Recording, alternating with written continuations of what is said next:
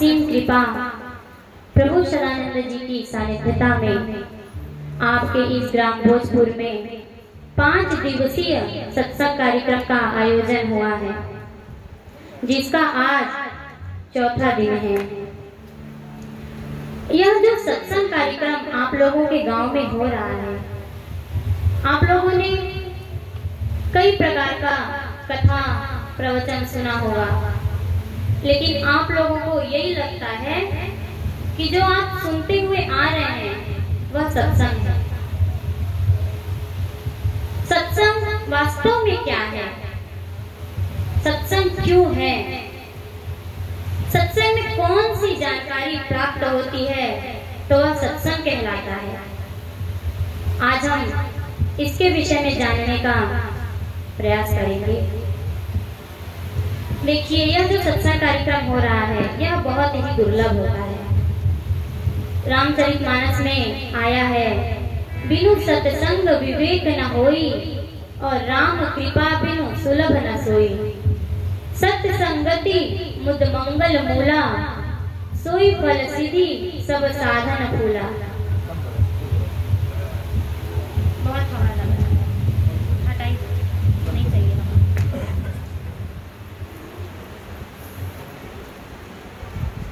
क्या कहा गया? बिनु सत्संग विवेक न होई, राम कृपा बिनु सुलभ न सोई। जब तक भगवान की दया कृपा नहीं होती है तब तक हम आप सभी को यह सत्संग प्राप्त नहीं होता। और यह सत्संग यदि प्राप्त हो रहा है तो यह समझ जाना चाहिए कि हमारा विवेक जो है जागृत हो चुका है, क्योंकि विवेक भगवान का प्रतिनिधि है।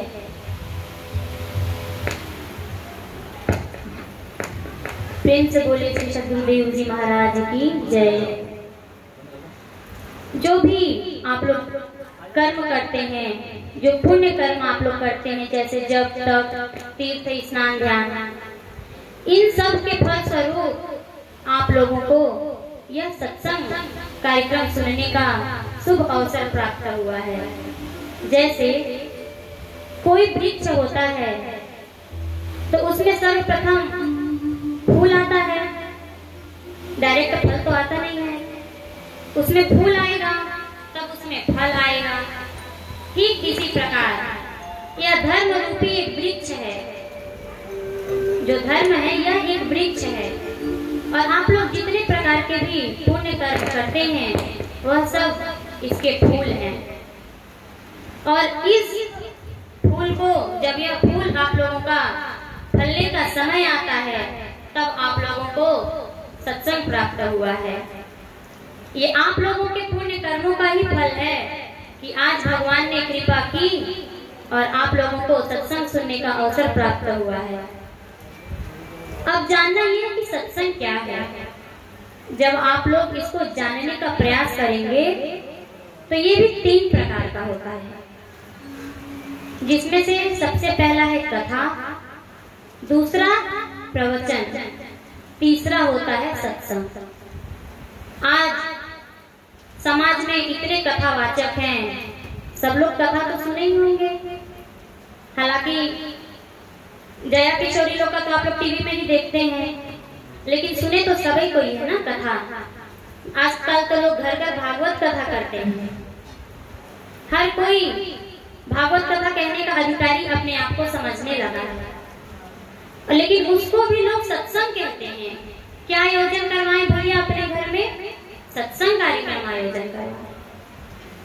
और उस सत्संग में आप लोगों को लोग क्या सुनाते हैं? कुछ सुनाए चाहे ना सुनाए, भागवत सुनाने वाले सुदामा जी का चरित्र जरूर सुनाते हैं, दान वाला, क्योंकि वो तो दान के लोग ही हैं। तो हम लोग ये जानेंगे कि कथा है क्या। कथा जिसमें भगवान के लीला चरित्र का वर्णन किया जाता है वह कथा है। जैसे श्रीमद् भागवत कथा, श्री राम कथा, ये सब कथा है। जब भगवान परम धाम से उतरकर इस धरा धाम पे अवतार लेते हैं और वह जो नाना प्रकार के कार्य करते हैं वह लीला है। और उस लीला को भागवत कथा करने वाले लोग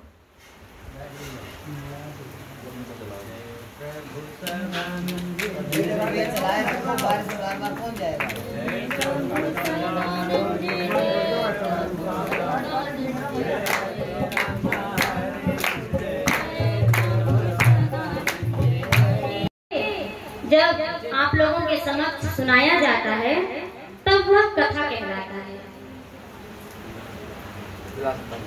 तब वह कथा कहलाता है। अब ये देखिए कि कथा सुनने से हम आप सभी को लाभ क्या है, क्योंकि कोई भी कुछ भी प्रयोजन है तो वह किसी न किसी लाभ के वजह से ही वो कार्य होता है कि नहीं बाबा जी? ऐसा ही है ना। तो लाभ देखिए, कथा एक पुण्य कर्म है, कथा सुनना अच्छी बात है, पुण्य, कथा सुनने से आपका पुण्य बनेगा।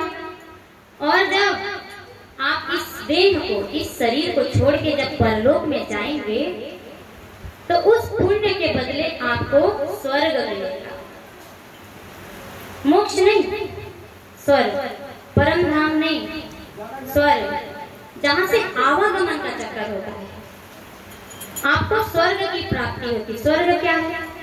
एक होटल, जैसे 5 स्टार होटल होता है ना। लोग वहां क्यों जाते हैं, कैसे जाते हैं? जब लोगों के पास खूब पैसा होता है तो लोग आराम से उसमें रहते हैं, बढ़िया बढ़िया भोजन करते हैं, आराम से सोते हैं, सुख से रहते हैं। तो वह स्वर्ग भी एक होटल है, 5 स्टार होटल, जहाँ इच्छा भोग मिलता है। स्वर्ग सभी सुखों का वहाँ पूर्ति होती है। लेकिन इसमें भी हानि है। जब आपका पुण्य समाप्त हो जाएगा तब वापस कहाँ जाएंगे आप? वापस नरक में ढकेल दिए जाएंगे। जैसे 5 स्टार होटल में आप कब तक रहेंगे? मैनेजर आपको कब तक रखेगा? जब तक पैसा है तब तक, है ना। ठीक उसी प्रकार स्वर्ग में भी आप तभी तक रह सकते हैं जब तक आपका पुण्य है, तभी तक। पुण्य समाप्त होते ही आप नीचे की ओर गिर जाएंगे।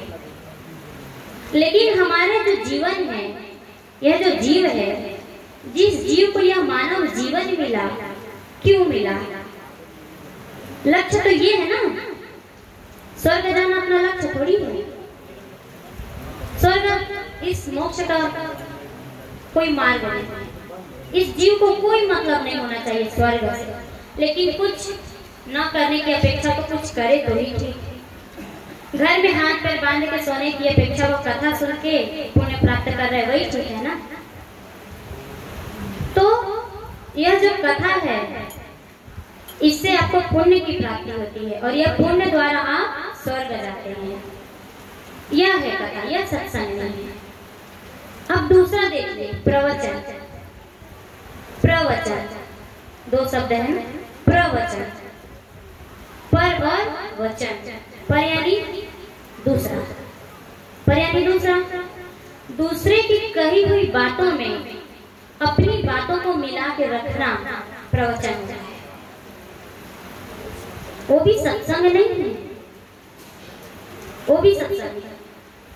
जैसे किसी भी महापुरुषों की बातों में, उनके विचारों में अपने विचार को, अपनी बातों को मिला के आप लोगों के समक्ष रखना, ये प्रवचन है। प्रवचन से भी आपको यही लाभ है, पुण्य और उपलब्धि स्वर्ग। वहां से भी वापस आना पड़ेगा। अब देखिए, अब जो तीसरा है वह क्या है? सत्संग। इसमें भी 2 शब्द हैं, सत और संग, बराबर सत्संग। अब सत्संग कहाँ मिलेगा? संत के पास। जो सच्चा संत होगा वही ना आपको सत्संग दे पाएगा।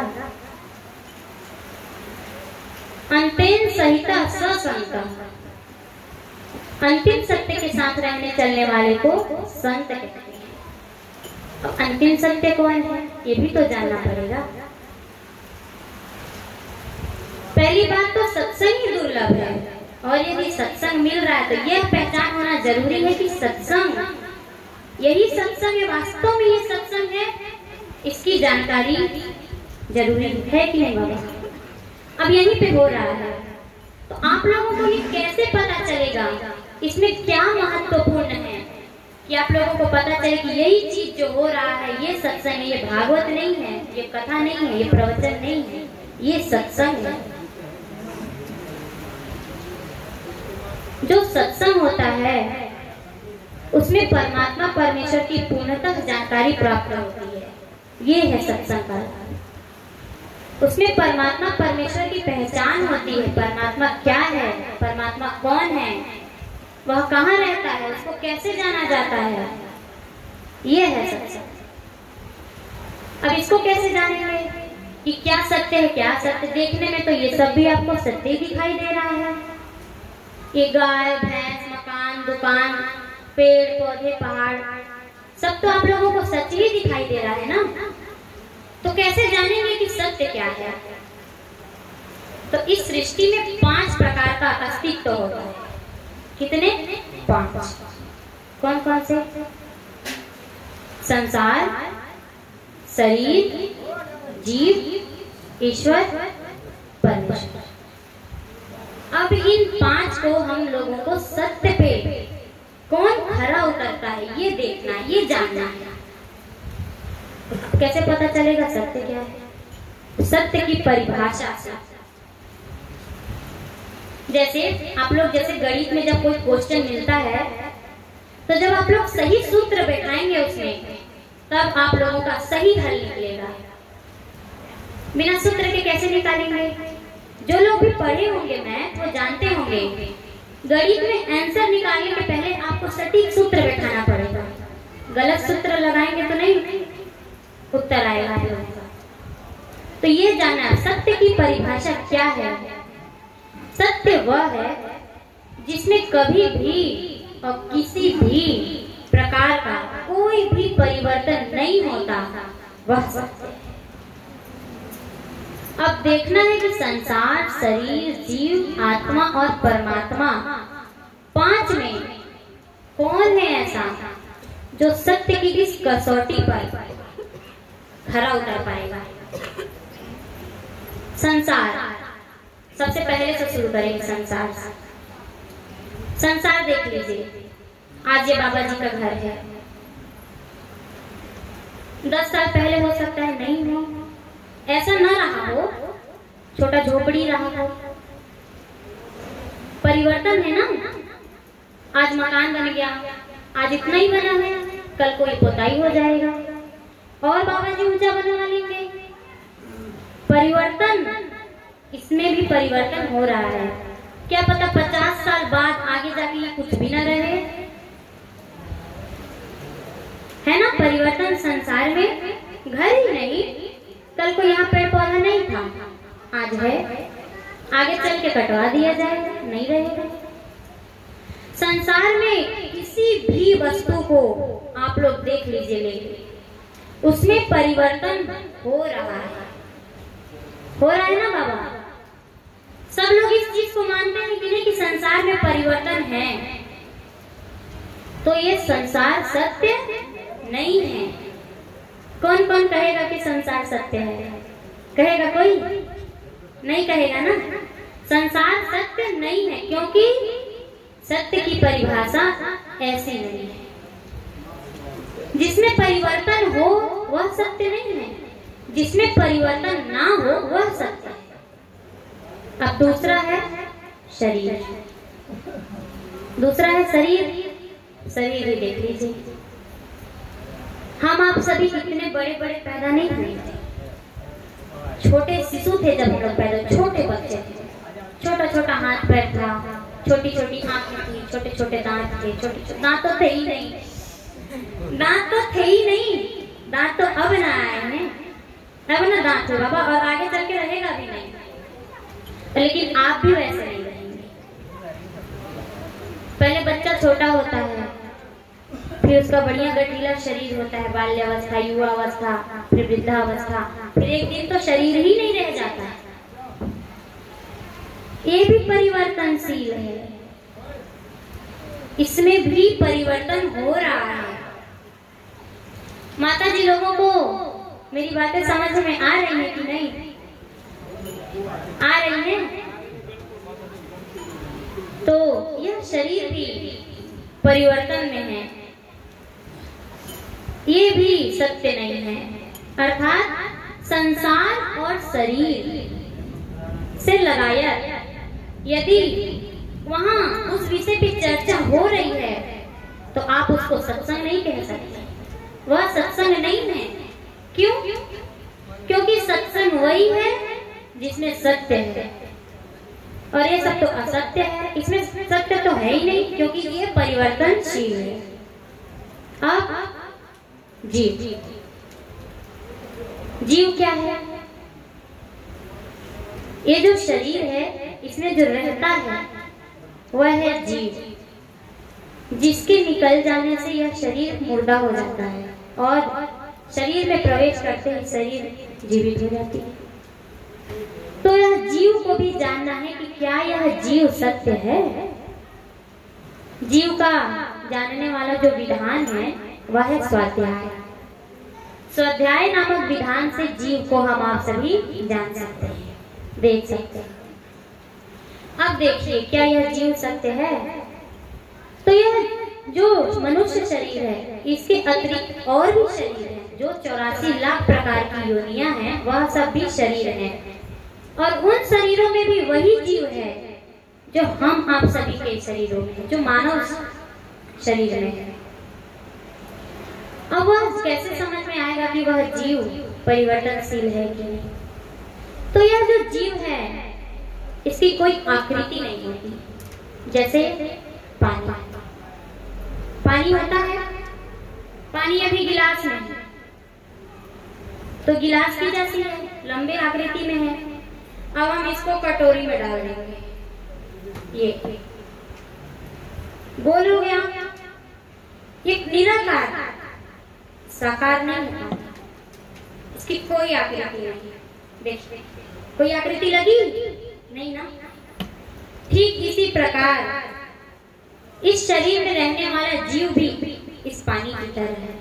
आज मनुष्य शरीर में है तो हमारी आकृति का है, कल के पशुओं के शरीर में गया, कुत्ता, बिल्ली, भेड़, बकरी, सुकर, कुकर, इन लोगों की आकृति का हो जाएगा। इसीलिए यह जीव भी सत्य नहीं है। इसकी भी चर्चा यदि कहीं हो रही है तो वह सत्संग है। अब रहा आत्मा। आत्मा क्या है? परमात्मा परमेश्वर से छिटकी हुई चेतन ज्योति ही आत्मा है। परमात्मा का पुत्र है, परमात्मा परमेश्वर का अंश है यह जीव।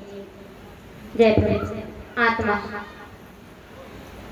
इसको जब आप अध्यात्म के माध्यम से जब जानेंगे तो यह तो सत्य ही दिखाई देता है अध्यात्म में।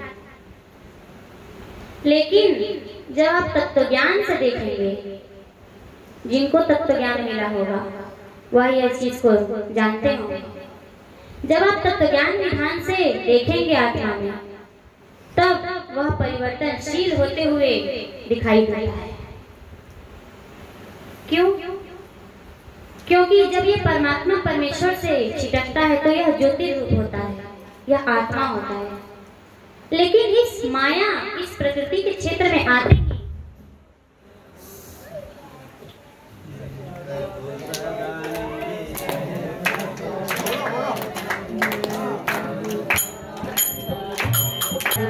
जय, परम पिता परमेश्वर की जय। आनंद कंद लीला धारी प्रभु सदानंद जी मनमोहन भगवान की जय। तो जब यह आत्मा इस माया के क्षेत्र में आती है तो वह 3 गुणों से घिर जाती है। क्या? तमोगुण, रजोगुण और सतोगुण। तीनों गुणों से घिरकर यह जीव में परिवर्तनशील हो जाता है, यह जीव बन जाता है आत्मा। यह जो जीव है यह ईश्वर का अंश है। ईश्वर अंश जीव अविनाशी। रामचरितमानस हर कोई पढ़ता है ना। क्या कहा? ईश्वर अंश जीव अविनाशी। तो यह जो जीव है यह आत्मा का ही अंश है और यह आत्मा ही जीव बन जाता है। तो क्या आत्मा सत्य है? बताइए, सत्य की परिभाषा पे यदि रख के देखा जाए तो क्या आत्मा सत्य है? नहीं है। क्यों? सत्य वो है जिसमें कभी भी किसी भी प्रकार का परिवर्तन नहीं होता। अब सत्य क्या है ये भी तो जानना जरूरी है। सत्य क्या है, सत्य क्या नहीं है ये तो सब लोग जाने। अब सत्य क्या है? परमात्मा परमेश्वर। भागवत महापुराण में 12वें स्कंद के 12वें अध्याय के श्लोक नंबर 66 एक श्लोक आता है, तम हम जम अनंतम आत्म तत्व। सब लोग पढ़े होंगे।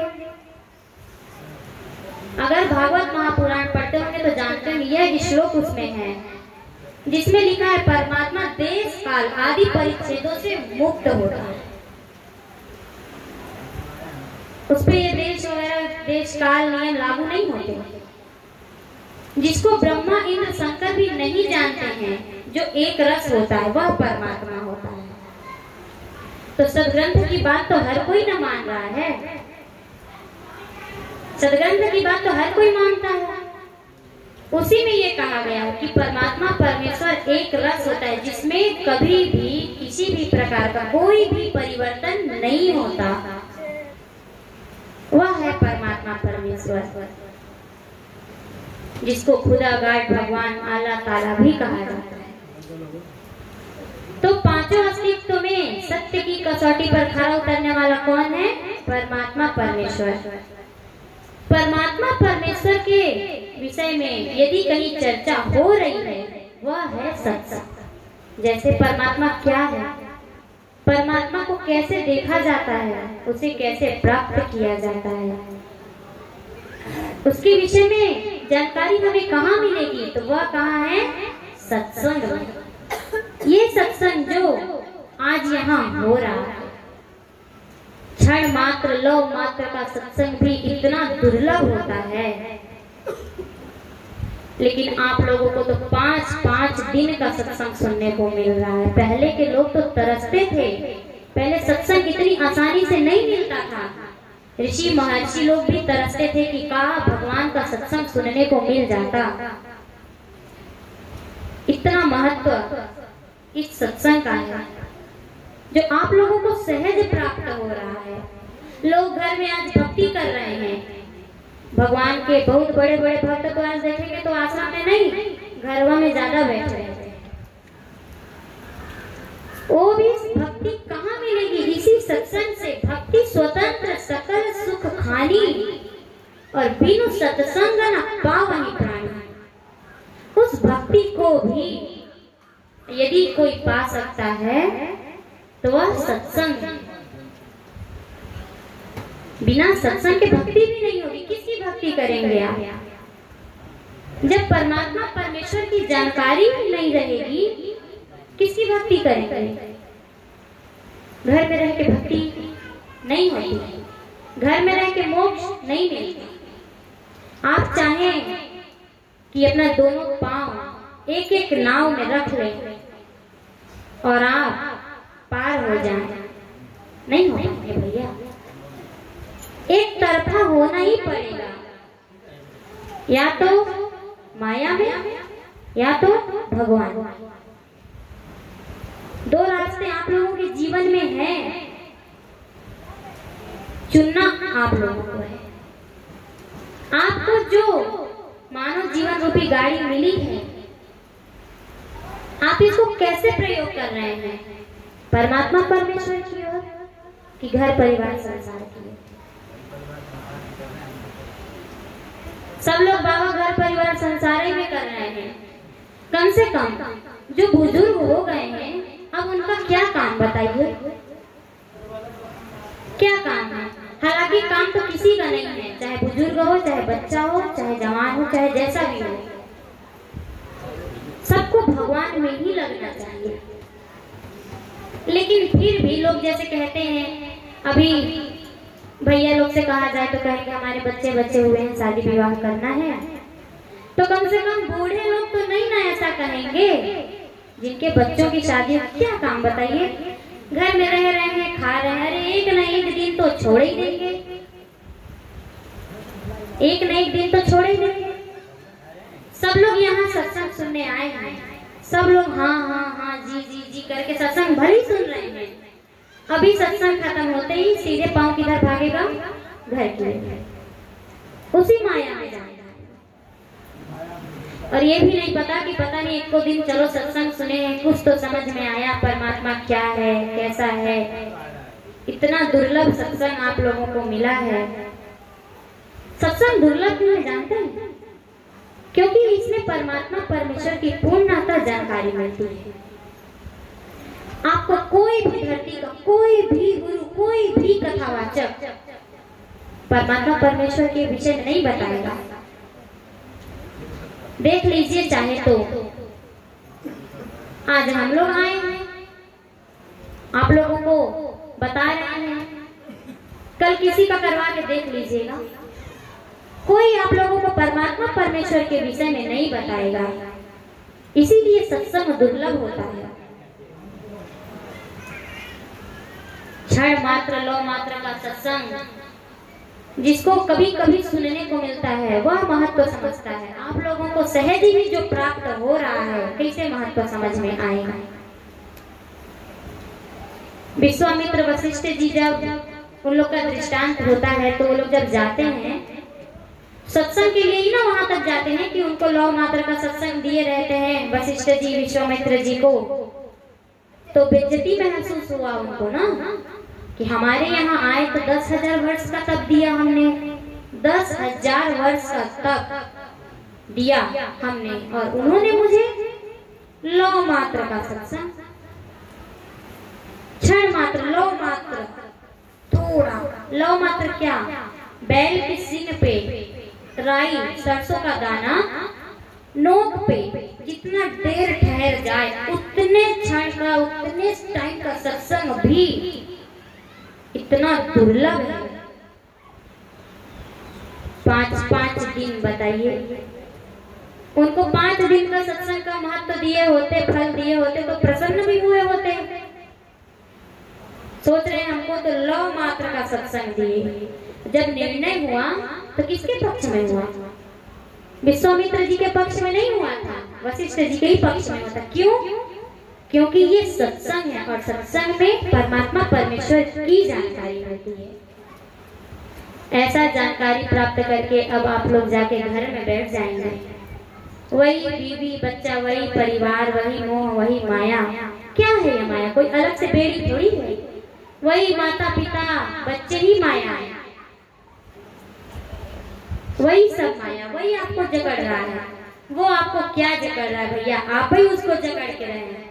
देखिए सबके पास घर होता है, क्या इनके पास घर नहीं था? हमारे पास नहीं था कि हमारे भैया जी, हमारे महात्मा जी लोगों के पास घर नहीं था?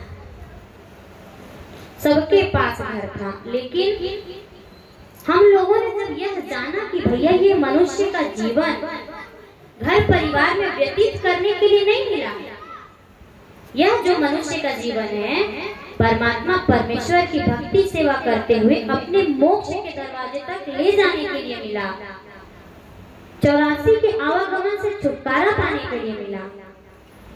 तो क्या हम लोग ये नहीं कहते रहे कि शादी कर लेंगे तो जाएंगे, पढ़ाई कर लेंगे तो जाएंगे, बीवी बच्चे हैं कमा खिला लेंगे तो जाएंगे, धन एकत्रित कर देंगे तो जाएंगे ना, वहीं छोड़ दिए हम लोग और भगवान के रास्ते में निकल गए। आज कहें तो आप लोगों के जीवन से कई गुना अच्छा हम लोगों का जीवन है जो मुझे दिखाई देता है। कोई झंझट नहीं है हम लोगों के पास, कोई बीवी बच्चे, बाल बच्चे, पति, माता पिता, कुछ नहीं, केवल और केवल भगवान। उन्हीं का भक्ति सेवा करना है। इस मनुष्य शरीर जिस लिए हमको मिली है इसीलिए मिली क्योंकि हमको परमात्मा परमेश्वर का भक्ति सेवा करना है, परिवार में पालना है। क्योंकि ये तो आपको एक दिन ले डूबेगा, अपना तो है नहीं। आप आज नहीं तो कल छोड़ के जाएंगे। जाएंगे कि नहीं जाएंगे? कौन अमर घुटी पी के आया है? कोई है ऐसा जो अमरता प्राप्त करके आया है कि हम नहीं जाएंगे? तो भैया छोड़ने में कैसा भय, कैसा मोह, बताइए।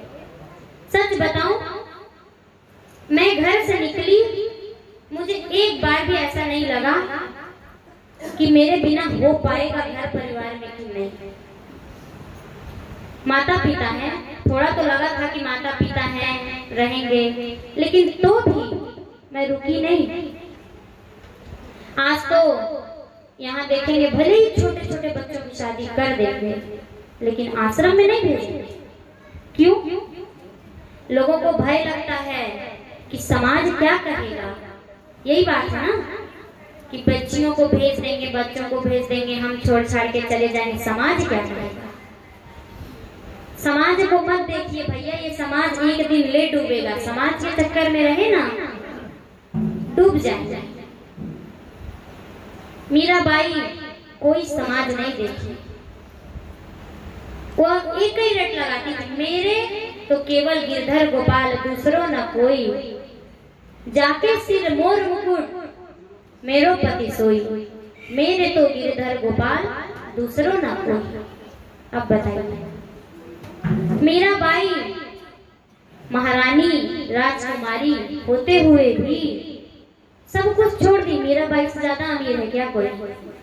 बताइए। मीराबाई के पास उस समय जितना ऐशो आराम धन था, आप लोगों के पास है क्या इस टाइम? वो छोड़ने में जरा भी मोह नहीं की। और आप लोग यही भैंसिया, गाय गोरू, खेती बाड़ी छोड़ने में मोह कर रहे हैं। इतने में ही जीवन केवल हैंड टू माउथ, हाथ से मुंह तक का जीवन रह गया है। उस दिन आप लोग एक प्रकरण सुने होंगे कि सुल्तान जो राजा था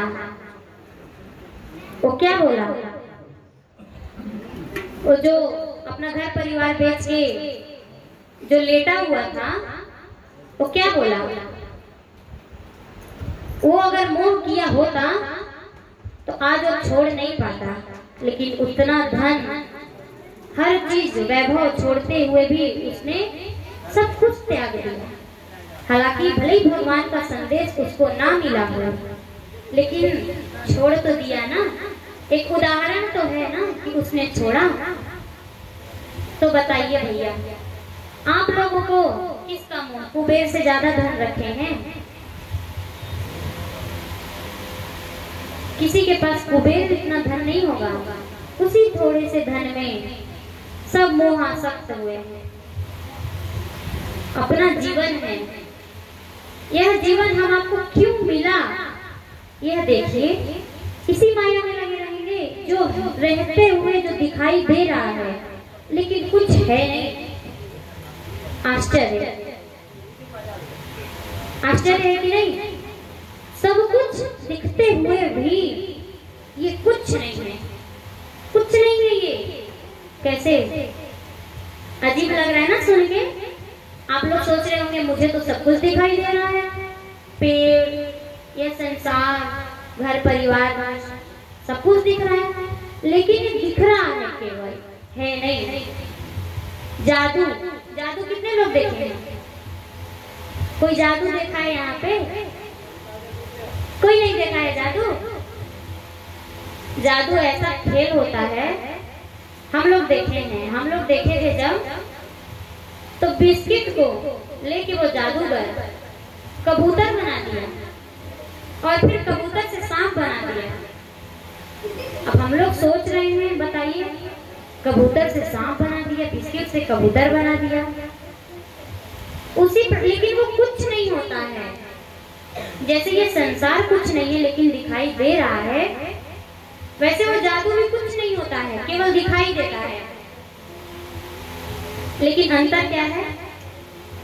जादू इंसानी खेल होता है, उसका दायरा सीमित होता है, और ये जो खेल है माया और परमात्मा परमेश्वर का, इसका दायरा असीमित होता है। इसके में कोई दायरा नहीं, तो कोई बाउंडेशन नहीं है, इसमें असीमित है।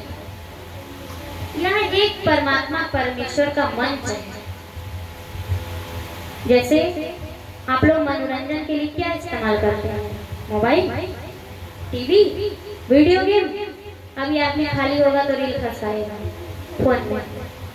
ये आप लोगों का मनोरंजन है कि नहीं है? ठीक इसी प्रकार परमात्मा परमेश्वर का भी जो मनोरंजन है ना, वह ये संसार है।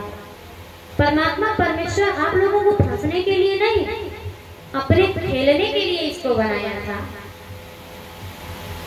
अब आप लोगों को लगेगा, बताओ हम दुख झेल रहे हैं, हम रो रहे हैं, थोड़ी थोड़ी चीजों के लिए हमको मेहनत करना पड़ रहा है, और परमात्मा परमेश्वर बैठ के खेल देख रहे हैं। तो भैया अगर इसमें फंसेंगे तो दुख तो मिलेगा। अरे बनना ही है तो दर्शक बनिए, दर्शक। बैट और बॉल जब आपस में टकराएगा कष्ट तो होगा। जो चीज आपका नहीं, आप उसको अपना बना के बैठे हैं, तो देने में तो कष्ट होगा ना। बताइए, जिस चीज को आप लोग अपना बना के बैठे हैं, छोड़ने में तो कष्ट होगा। जो चीज आपकी कभी थी नहीं, इसमें आप लोग फंसे हैं, माया रूपी दलदल। दलदल में एकदम फंस चुके हैं। दलदल समझते हैं क्या होता है? दलदल एक ऐसा कीचड़ है जिसमें यदि आप चले गए, घुस गए, गिर गए, तो निकलना उसमें से लगभग असंभव हो जाता है। दलदल तालाब नहीं, इस पानी में तो कोई भी तैर के निकल जाएगा। दलदल में जितना आप छटपटाएंगे ना, उतना धंसते चले जाएंगे, और एक दिन धंसते धंसते अस्तित्व तो खत्म हो जाएगा आपके इस मानव जीवन में। यह संसार भी एक दलदल है। अब दलदल से निकालेगा कौन? कौन निकालेगा? बताइए बाबा जी, कौन निकालेगा दलदल से? दलदल से तो वो निकालेगा ना जो दलदल से बाहर होता है। मान लीजिए आप दलदल में गिर गए हैं, आप कैसे निकलेंगे? अरे जो बाहर है उसको पुकार ना करेंगे आप, तब वो आपको निकालेगा। और यदि पुकार नहीं किए, उसी में बने रहे, तो फिर बने रहिए, एक दिन धंस जाएंगे, काल के गाल में समा जाएंगे, अस्तित्व तो खत्म हो जाएगा। 84 लाख प्रकार की योनियों में फिर उसी में चक्कर काटते रहेंगे। ठीक इसी प्रकार यह संसार से भी परमात्मा परमेश्वर ही एक ऐसा है जो इस मोह रूपी दलदल से आपको बाहर निकाल सकता है। लेकिन कोई निकलना नहीं चाहता, कोई निकलना नहीं चाहता इस दलदल से। जैसे एक व्यक्ति था, छोटा सा है उदाहरण, समझिएगा इसको। एक व्यक्ति था, वो कहीं जा रहा था, अचानक से वो गिर जाता है एक गड्ढे में। डाली होती है, वो डाली को पकड़ के लटक जाता है। थोड़ी देर बाद वो देखता है तो डाली को दोनों तरफ से, टहनी जो थी, दोनों तरफ से एक सफेद चूहा उतर रहा है और दूसरे तरफ से एक काला चूहा उतर रहा था। वो देखता है कि अरे डाली को तो चूहा उतर रहा है। नीचे देखता है तो मगरमच्छ मुंह फाड़े खड़ा, मुंह खोल के कब गिरे तो कब हमारा आहार बने, वो भी खड़ा है इंतजार में। और उसी टहनी पे मधुमक्खी छत्ता लगाई थी जो उसको उड़ उड़ के काट रही थी। किसको? जो लटका हुआ मनुष्य है उसको। अब देखिए कितना कष्ट है कि नहीं?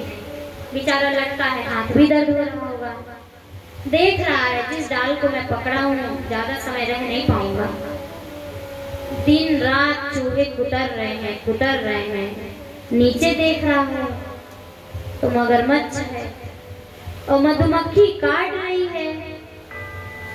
उतने में एक व्यक्ति आता है और कहता है, भैया हाथ दो, रस्सी पकड़ो। नहीं तो गिर जाओगे। पकड़ लो, हम खींच लेंगे। तो क्या कहता है जानते हैं?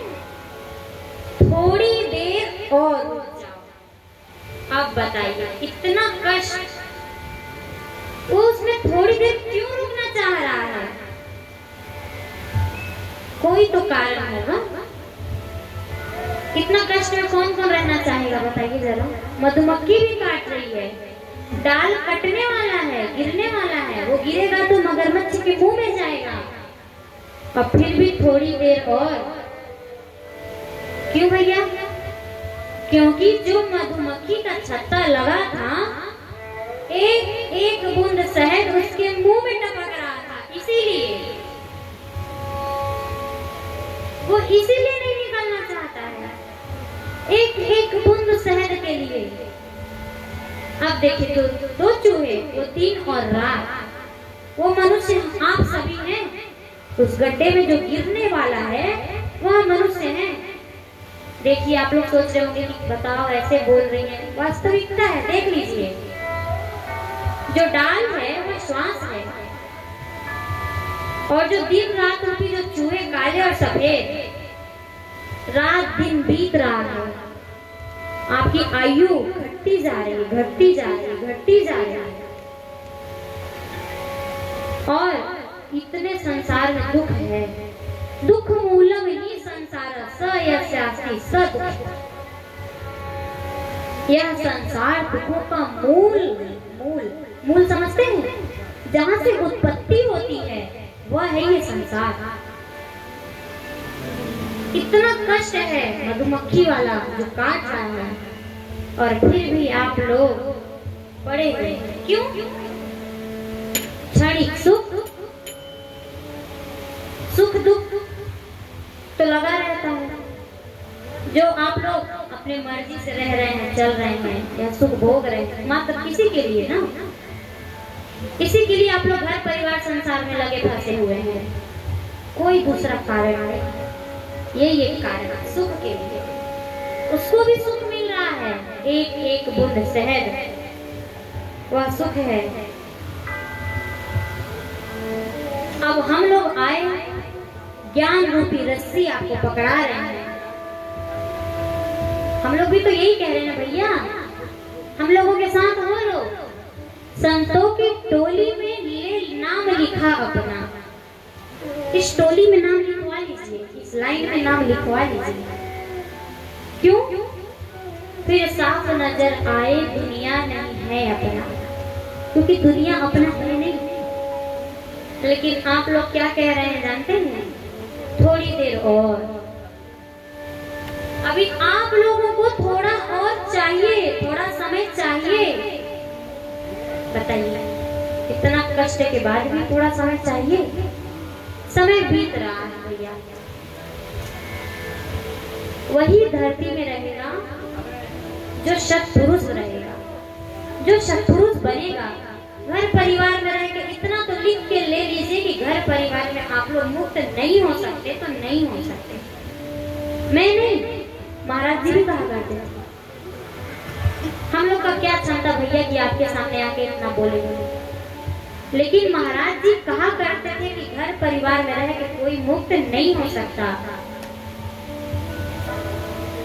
वो गिरा हुआ है ना घर में, परमात्मा परमेश्वर घर में रह के प्राप्त नहीं कर सकते, चाहे आप लोग जो करें। मुक्ति अमरता मोक्ष चाहिए तो घर परिवार छोड़कर परमात्मा परमेश्वर का शरणागत करना ही होगा। आपको परमात्मा परमेश्वर की शरणागति लेनी पड़ेगी। मत लीजिए, जो नरक देखा होगा ना वो जानता है कि नरक में कितना कष्ट होता है। जब वहां चिल्लाता है ना जीव कष्ट में, जो देखता होगा उसकी रूह कांप जाती होगी, हफ्ता भर तो वो बिस्तर नहीं छोड़ेगा देखने के बाद। उस तेल में जब उसको तला जाएगा, गरम गरम तेल में छड़ गरम करके जब शरीर में दागा जाएगा, उस पीठ की नदियों में जब उसको डाल दिया जाएगा, सांप बिच्छू कोड़े मकोड़ों के बीच में जब डाल दिया जाएगा, तब पछताने से कुछ नहीं होगा, कुछ कुछ भी आप नहीं कर सकते उस समय। क्या करते हैं लोग शरीर छोड़ने के बाद जब यमराज को देखते हैं तो काल ही कर्म ही ईश्वर ही मिथ्या दोष लगाए, मिथ्या दोष लगाते हैं उसको। किसको? हमारा किस्मत ही खराब था, फूटा था हमारा किस्मत, ईश्वर ने साथ ही नहीं दिया, भाग्य ही सही नहीं था। भैया आप लोग ये नहीं कह पाएंगे कि हमारा किस्मत फूटा था, हमारा भाग्य ही अच्छा नहीं था, परमात्मा परमेश्वर ने साथ नहीं दिया। क्योंकि वहां पे ये सीन आपको दिखाया जाएगा कि जब आपको संदेश मिला तो आप लोगों ने उसका लाभ नहीं लिया, सुन के रह गए केवल। सुन लेने से कुछ नहीं होगा, सुन के उस पे चलना पड़ेगा, तब आप लोग कुछ हासिल कर पाएंगे। ये सत्संग में इसी सब की जानकारी आप लोगों को दी जा रही है 4 दिनों से। अब तो एक दिन और शेष रह गया है, क्या कल भर और है, फिर हम लोग जहाँ से आए हैं भैया वहाँ चले जाएंगे। अब आप लोगों के ऊपर है 5 दिन का इतना दुर्लभ सत्संग सुनने के बाद आप लोग क्या करते हैं? संपर्क रखते हैं, अपने जीवन को सुधार करते हैं, आपको एहसास हो रहा है कि नहीं नहीं यह जीवन इसलिए नहीं मिला। जो हम लोगों ने सत्संग में सुना है वैसा जीवन जीना चाहिए, तब तो बहुत अच्छी बात है। और नहीं तो फिर वैसे ही रहिए, खाइए पीजिए, गैया भैंसिया रोज देखिए, खेत जाइए, फसल करिए, और उसके बाद ऐसे करते करते एक दिन वृद्धावस्था आ ही गया है, एक न एक दिन शरीर छोड़ के चले ही जाएंगे। लेकिन साथ कोई नहीं देगा। यदि आप लोग ये सोच रहे हैं कि आप लोगों के माता पिता बच्चे साथ देंगे तो ऐसा नहीं है। देखिए एक व्यक्ति रहता है जो नित्य सत्संग सुनता है, एक बाबा जी के पास जाके वह रोज सत्संग सुनता है और सबसे पहले जाता है और आधे सत्संग में ही उठ के चला जाता है। सुनिएगा गौर से, ध्यान से। इस दृष्टांत को मैं आप लोगों को केवल आप लोग सुन के मनोरंजन कर लीजिए, इसलिए नहीं सुना रही, इसलिए नहीं बता रही। ऐसा जीवन मत बनाइए अपना। किसको समझिएगा? तो वो रोज जल्दी चला जाता था, बाबा जी उसको रोज देखते थे। एक दिन वो बाबा जी जो रहते हैं उससे पूछते हैं, तुम रोज क्यों चले जाते हो? आते तो जल्दी हो, कार्यक्रम भी पूरा नहीं सुनते हो, क्यों चले जाते हो? तो वो कहा, अरे महात्मा जी आप नहीं जानते हैं, हमारी जो पत्नी है नई उसकी शादी हुई थी, हमारी जो पत्नी है हमसे बहुत प्रेम करती हैं, अगर हम अंधेरा होते ही नहीं पहुंच पाते हैं तो घबरा जाते हैं। अब बताइए, घबरा जाते हैं। हमारी माता जी हैं, चिंतित हो जाती है, हमारे पिताजी अकेले हैं, हमें उनके एकलौते वारिस हैं, वो भी घबरा जाते हैं कि पता नहीं हमारा बेटा कहाँ गया। तो महात्मा जी उससे कहते हैं, बेटा ये सब केवल और केवल मोह माया है, ये लोग वास्तव में तुमसे प्रेम नहीं करते। तो वो क्या कहता है, महात्मा जी आपका तो कोई घर गृहस्थी है नहीं, आप तो अपने माता पिता को छोड़ आए, आपके माता पिता तो है नहीं, पत्नी तो आपकी है नहीं, आपको क्या पता माता पिता का प्यार क्या होता है। अब बताओ, जैसे कि आप लोगों को लगता है कि क्या है, इन्होंने तो छोड़ ही दिया, इनको क्या पता, हो सकता है इनके माता पिता इनसे लगाव ही ना रखते हो। कई लोगों के मन में ऐसा आता है। जब हम लोग प्रचार में चलते हैं तो बहुत लोग हम लोगों से कहते हैं, हम लोगों को लग रहा है कि आप लोग मजबूरी में रहती हैं। अब बताओ भैया, काहे की मजबूरी? क्या घर में खाने को नहीं था? क्या घर में पहनने को नहीं मिलता था? सब कुछ था, लेकिन घर में रह के वो नहीं प्राप्त कर पाते जो छोड़ने के बाद प्राप्त किया जाता है। तो वो भी बाबा जी को ऐसे ही बोला। तो बाबा जी कहे, अच्छा। वो मन ही मन सोचे, इसको तो बताना ही पड़ेगा, कि घर परिवार क्या होता है, माता पिता कैसे होते हैं। तो वो एक फल उसको देते हैं और कहते हैं ये लो फल है, खा के सो जाओ, तुम्हें सब कुछ पता चल जाएगा। तो भी आता है, ब्राह्मण था, आता है और विश्राम फल वल खा के सो जाता है।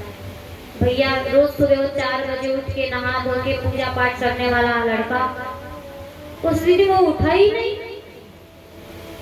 सोया ही रहा। सब लोग सोचने लगे क्या बात है, रोज तो उठ जाता था, आज तो उठा ही नहीं। तो सब लोग जाते हैं, देखते हैं तो शरीर एकदम ठंडा पड़ गया होता है, शरीर अकड़ गई होती है, हिल डुल नहीं रहा था, नस नाड़ियां नहीं चल रही थी उसकी, एकदम मुर्दा मृत शरीर। तो सब लोग क्या भैया कोई जान जाए कि हमारा बेटा मर गया तो सब लोग रोएंगे। पत्नी रोने लगी, मेरे प्राण पति मुझे छोड़ के कहाँ चले गए।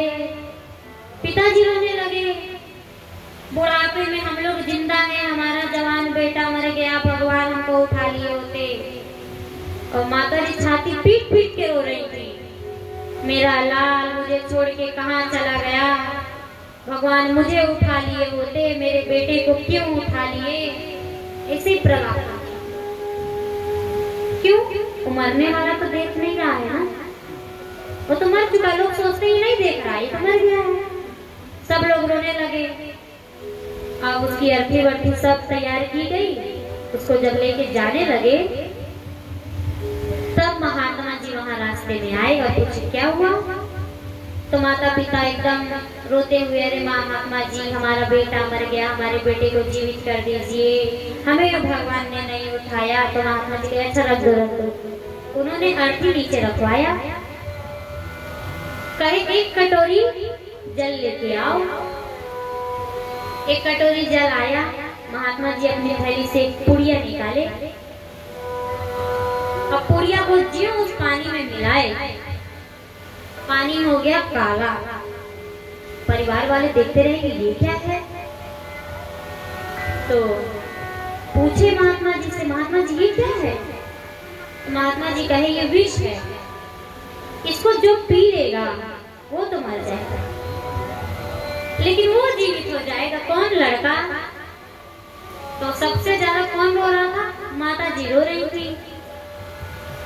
तो माता जी को कहे माता जी आप पी लीजिए, क्योंकि सबसे ज्यादा तो आप ही रो रही हैं। तो माता जी क्या कहे पता है, हम पी तो लेते महात्मा जी, लेकिन हम पी लेंगे तो इनका क्या होगा। अब ये कौन है, ये है अपने पति देव। कहने का मतलब यदि हम मर गए तो हमारे पति देव का क्या होगा। अरे आप एक दिन नहीं मरेंगे क्या, बहाना देखिए कहीं पीना ना पड़ जाए, इनका क्या होगा। तो महात्मा जी कहे अच्छा।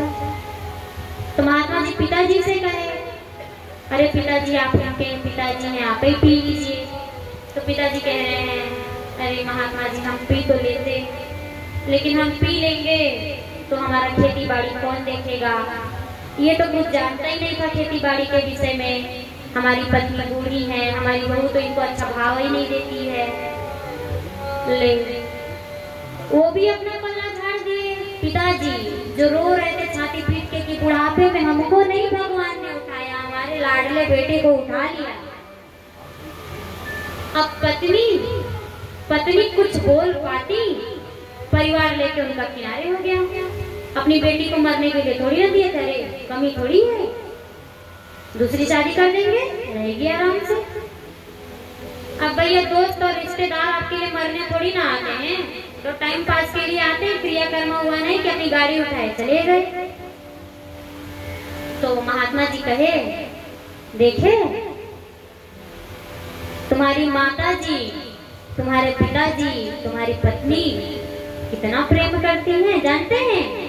वो लड़का मरा नहीं था, उस फल को खाने के कारण वो ऐसा हो गया था, फल के वजह से। वो सब कुछ सुन रहा था। तो महात्मा जी को कहने लगे अरे आप ही पी लीजिए ना महात्मा जी, आपके आगे पीछे रोने वाला भी कोई नहीं है। बताइए, जो जीवित करने आया उसी को लोग कहने लगे कि आप पी लीजिए ना, आपके आगे पीछे कोई रोने वाला नहीं है, हम आपके नाम में रोज हम साथ भंडारा करवाएंगे। अब बताइए, वो मरे महात्मा जी को भंडारा करवाएंगे लेकिन खुद नहीं पिएंगे, जबकि बेटा उनका रो हो रहे थे, हमें भगवान ने नहीं उठाया। ऐसी स्थिति घर परिवार की होती है।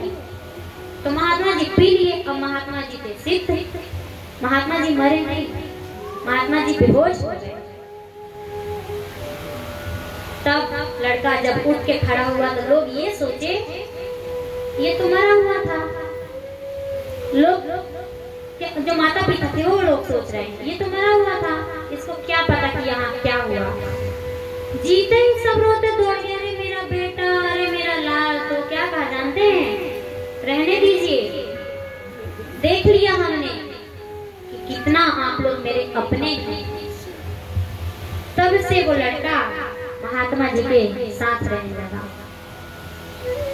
यही चीज आप लोगों के साथ होगा। जब तक आप लोग जीवित हैं, जब तक आप लोगों से स्वार्थ सधेगा, तब तक सब आपके अपने कहलाएंगे। और जिस दिन आप लोगों से स्वार्थ खत्म, उस दिन कोई नहीं पूछेगा। जिस बेटे को इतना नाजों से आप लोग पालते हैं ना, मेरा बेटा, मेरा बेटा, वही बेटा नाम कहाँ मिटाएगा, पटवारी के पास जाके, अरे पिताजी मर गए, खारिज दाखिल करो, मेरा नाम दर्ज करो, सारी जमीन अब मेरी हो गई। और रूप कहाँ खाएगा, मुंह में लुकारी लगाते, मुंह खागनी देते हैं ना। क्यों, मुख को छोड़ के कहीं और से आग लगाएंगे तो चिता नहीं जलती है क्या? नहीं जलती है क्या चिता? जलती है, लेकिन मुख से ही क्यों, और बेटे के ही हाथ से क्यों? क्योंकि जो एक पिता होता है ना, वो बेटा जी बेटा जी बेटा जी ज्यादा रखता है। इसलिए क्योंकि मुंह मिला था राम राम भगवान भगवान करने के लिए, और आपने इस मुख से जीवन भर बेटा बेटा बेटा लो मुखाग्नि, वही पुत्र लगाएगा। मरने के बाद कहते हैं राम नाम सत्य है। किसको सुना रहे हैं भैया कि राम नाम सत्य है? जीते जी तो कभी नहीं बोले होंगे पिताजी नाम जप लीजिए, राम नाम सत्य है। तो आप लोग अपने जीवन को ऐसा मत बनाइए। आप लोग अपने जीवन को जो इसका लक्ष्य जिसलिए आपको यह मिला है उसमें उपयोग करिए। आवागमन के चक्र से बचने के लिए करिए, मोक्ष के दरवाजे तक जाने के लिए इस जीवन का प्रयोग करिए। आप लोग मनुष्य जीवन बाद में नहीं मिलेगा, इसी माया में आप लोग फंसे रहेंगे, इसी 84 लाख प्रकार की योनियों को बदलते रहेंगे, भुगतते रहेंगे, मनुष्य जीवन भी नहीं मिलेगा जल्दी। अब आप लोगों का समय भी हो रहा है और हमारे भैया जी आएंगे, आप लोगों को बताएंगे, जैसा आप लोग शुरू में ही सुने कि इस सत्संग में सत्संग इसीलिए है कि परमात्मा परमेश्वर की जानकारी आप लोगों को मिले। तो आप लोगों को यह आज जानकारी होगी कि परमात्मा क्या है, क्यों है, किस लिए, कैसे प्राप्त किया जाता है, कैसे देखा जाता है। तो मैं अपने वाणी को यहीं विराम करते हुए आप सभी को जय प्रभु सदानंद जी, प्रेम से बोलिए श्री सद्गुरुदेव जी महाराज की जय, परम पिता परमेश्वरी की जय, आनंद कंद लीलाधारी प्रभु सदानंद जी मनमोहन भगवान की जय।